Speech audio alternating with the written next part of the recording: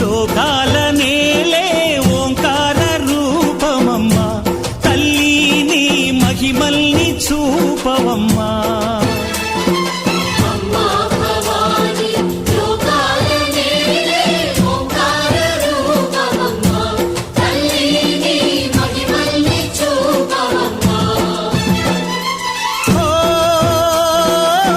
సృష్టికే దీపమా, శక్తికే మూలమా, సింహరథమే నీదమ్మా. అమ్మ దుర్గమ్మ భక్తులను దీవించుమా.